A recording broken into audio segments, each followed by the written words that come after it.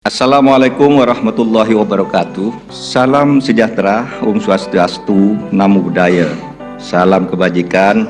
Alhamdulillahirabbil alamin. Assalatu wassalamu ala asyrafil anbiya wal mursalin. Sayyidina Muhammadin wa ala alihi washabihi ajmain. Amin amma ba'du. Dan mengingat pemilu 2024 ini akan diikuti oleh calon pemilih dari generasi muda, millennials dan juga terutama Gen Z, mari kita pantau bersama seperti apa sosok dan apa yang dicari anak-anak muda ini dari sosok-sosok calon wakil presiden dan wakil presiden. Dan berdasarkan hasil survei yang dirilis oleh Saiful Mujani Research and Consulting atau SMRC, Cawapres Ganjar Pranowo, Mahfud MD, menjadi calon yang paling disukai Gen Z atau pemilih pemula Pilpres 2024. Kita breakdown terkait dengan faktor apa yang membuat Mahfud MD populer di kalangan anak muda dan seperti apa strategi untuk menasbihkan sampai kepada hasilnya di pemilu 2024. Saya sudah ditemani oleh Sekta Islah Bahrawi selaku anggota tim pemenangan Ganjar Mahfud. Kalau melihat paparannya sosok-sosok ini, Gibran Rakabuming Raka kan usianya paling mendekati Gen Z ya, tapi ternyata sosok Mahfud MD justru lebih disukai oleh Gen Z ini. Kenapa Mas Ayi? Memang salah satu yang menarik di sini temuan dari sebetulnya itu adalah survei yang dilakukan oleh Lembaga Survei Indonesia pada awal Oktober 2023. Lalu kemudian kita bahas di dalam bedah politik di SMRC, kanal YouTube SMRC. Nah, yang menarik adalah bahwa yaitu tadi salah satu temuannya ternyata Mahfud MD yang kalau kita lihat dari sisi usia itu kan lebih senior dibanding para calon wakil presiden yang lain. Tetapi justru ia mendapatkan likability atau tingkat kedisukaan paling tinggi di antara para cawapres yang lain dari generasi Z atau mereka yang lahir sejak 1996 ke sini. Itu ada 83% dari yang tahu Pak Mahfud MD itu mengaku suka pada beliau. Sementara pada Gibran itu hanya 79% dan Muhaimin Iskandar 61%. Bahkan tingkat kedisukaan Pak Mahfud MD ini mengungguli ya para capres. Jadi sangat populer, kualitas popularitas Pak Mahfud MD ini sangat baik. Bukan hanya di kalangan generasi Z tapi juga di generasi milenial juga demikian, juga lebih unggul dibanding calon-calon yang lain. Lalu kemudian pertanyaannya mengapa demikian? Saya kira kesimpulan pertama yang kita bisa lihat dari fakta ini adalah bahwa ternyata generasi muda atau para pemilih pemula itu tidak memiliki bias usia ketika menentukan pilihan politik. Jadi mereka memandang yang dipandang bukan dari sisi usia. Karena itu ini saya kira mematahkannya anggapan sementara kalangan yang mengatakan bahwa Gibran misalnya yang berasal dari generasi milenial umurnya sekarang baru 36-37 tahun begitu, itu akan lebih mendapatkan atau merepresentasikan aspirasi politik kelompok pemilih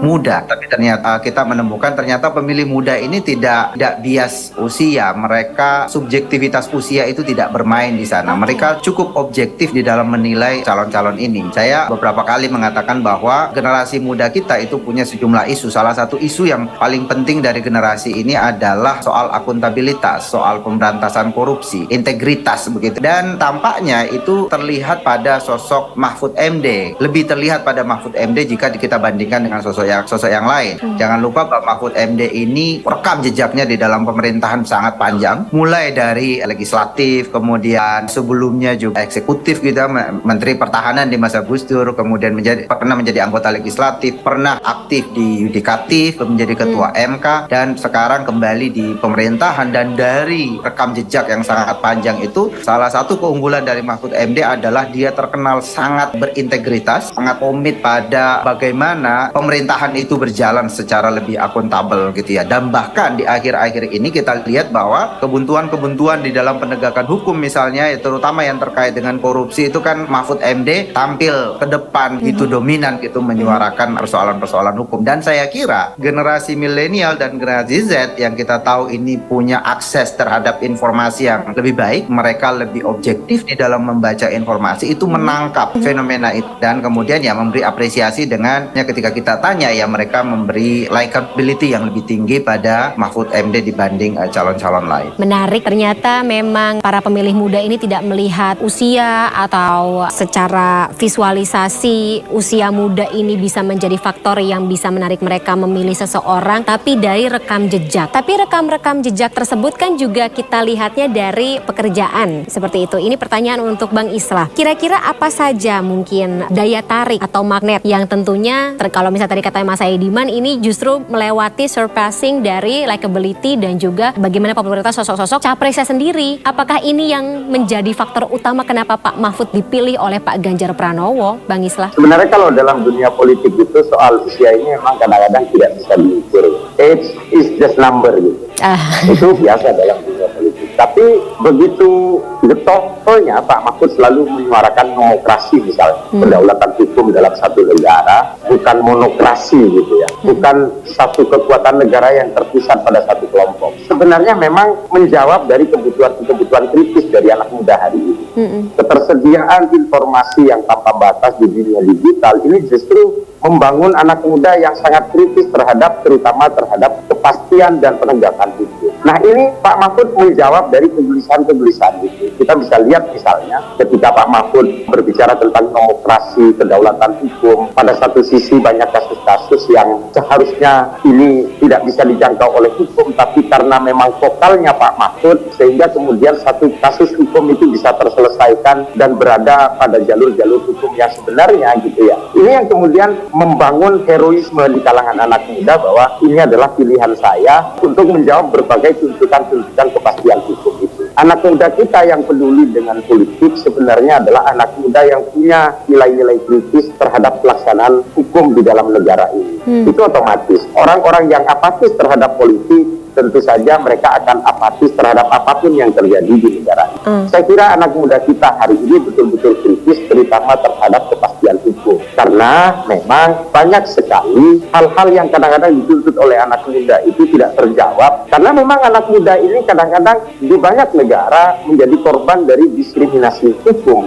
Terkadang ya, karena memang ini adalah usia-usia awal ketika mereka mencari identitas diri, ketika mereka itu berusaha untuk mencapai cita-citanya, apapun yang mereka cita-citakan. Nah, dalam situasi-situasi seperti itu memang anak muda kita perlu kepastian hukum. Dan Pak Mahfud seolah-olah menjadi orang yang menyajikan semua hidangan itu. Nah ini yang mungkin membuat Pak Mahfud sangat populer di kalangan Gen karena terutama Pak Mahfud menjanjikan banyak hal tentang hukum. Dan yang kedua mungkin ya, calon-calon lain pasti punya kasus-kasus hukum di masa lalu. Itu juga jadi pertimbangan Bang Islah dari kacamata Anda? Betul, kalau di calon yang lain misalnya pernah dituding punya kasus pelanggaran HAM misalnya. Sementara di sisi yang lain ada cawapres yang pernah dipanggil KPK berkali-kali misalnya. Ini kan menjadi catatan tersendiri buat anak muda sehingga mereka mencari figur yang bersih dari berbagai pelanggaran hukum atau setidaknya dia pernah dipanggil oleh penegak hukum misalnya. Dan Pak Mahfud tidak pernah terlibat dalam hal-hal yang seperti itu sehingga sosok Pak Mahfud itu seolah-olah menjawab kehausan anak muda terhadap orang yang sosok yang bersih ingin menegakkan demokrasi. Ya biasanya kalau anak muda apalagi kan besar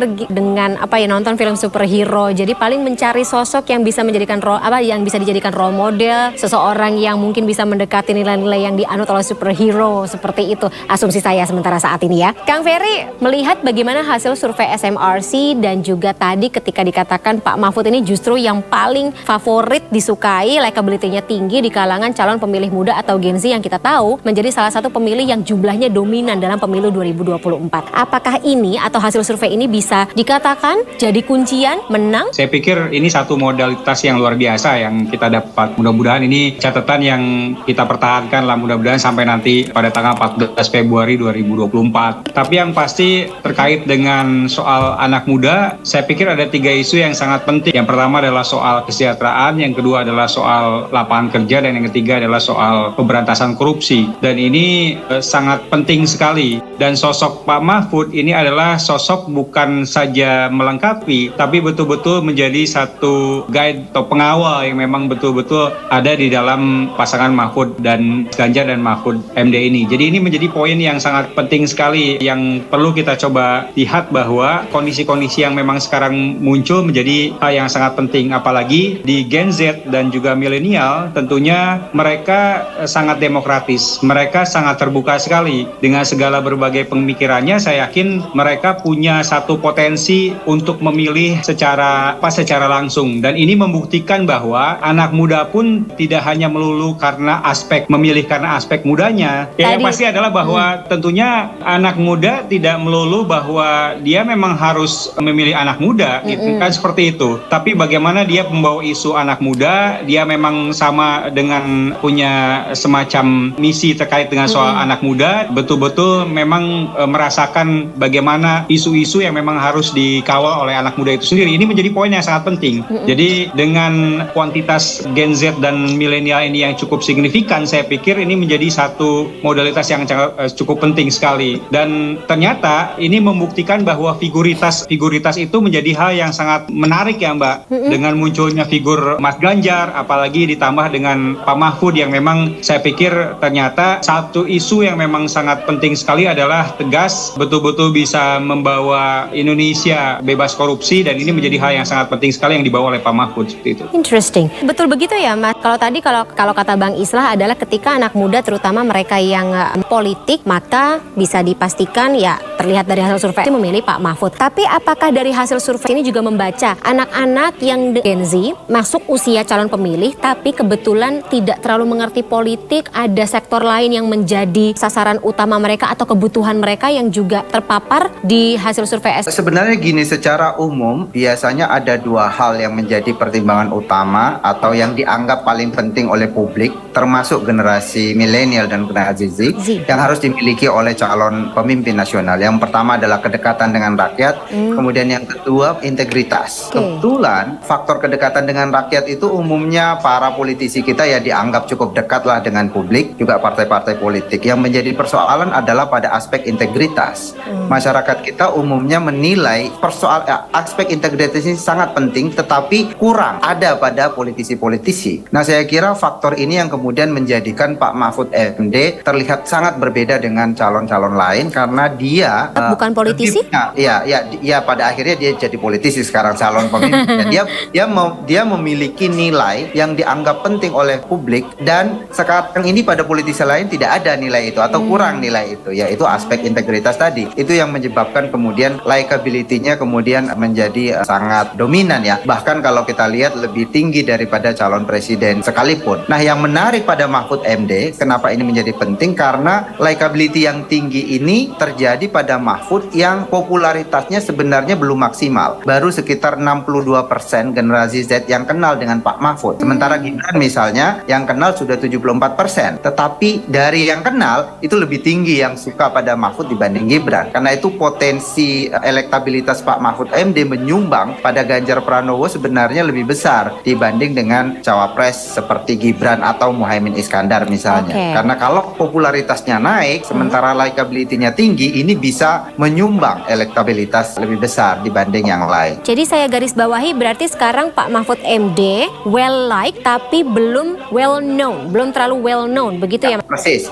Dan itu kesempatan untuk menaikkan elektabilitas. Oke, ini pekerjaan rumah baik untuk Kang Ferry maupun juga Bang Islah Bahrawi. Saya Islah Bahrawi terus terang merasa bahagia dan bangga atas penunjukan dari PDIP sebagai cawapresnya Pak Ganjar Pranowo kepada sesepuh saya dari Madura, Pak Mahfud MD. Kalau kita mau melihat sosok yang punya integritas, perjuangan terhadap negara ini demi tegaknya hukum, demi upaya-upaya untuk menghilangkan berbagai tindakan-tindakan kejahatan koruptif di negara ini, maka saya sangat bangga untuk mendukung Pak Mahfud MD. Seluruh masyarakat Indonesia yang masih berharap untuk tegaknya hukum di seluruh Indonesia, maka mari kita dukung Pak Mahfud MD. Pak Mahfud MD adalah sosok yang pernah berkarir di legislatif, di eksekutif dan juga yudikatif, dan beliau punya rekam jejak tidak pernah punya kejahatan apapun dalam jabatan-jabatannya. Oleh karena itu, beliau adalah orang yang tidak pernah punya kejahatan masa lalu. Beliau juga tidak punya beban masa lalu, dan juga apa yang menjadi beban beliau hanyalah masa depan Indonesia. Mari kita bantu Pak Mahfud untuk mewujudkan berbagai keinginan masyarakat di Indonesia menjadi pemerintahan yang bersih, melawan korupsi, dan juga penegakan hukum yang betul-betul merata, tajam ke segala arah, tidak tumpul juga ke segala arah. Oleh karena itu, mari kita dukung Ganjar Mahfud. Insya Allah dengan ridho Allah Subhanahu wa Ta'ala, langkah kita dalam mewujudkan Indonesia sejahtera lahir batin, adil dan makmur akan mendapatkan jalannya. Qabul. Semoga Allah senantiasa menuntun kita di jalan yang diridhoinya. Aku qouli hadza, astaghfirullah li wa lakum. Wassalamualaikum warahmatullahi wabarakatuh. Terima kasih.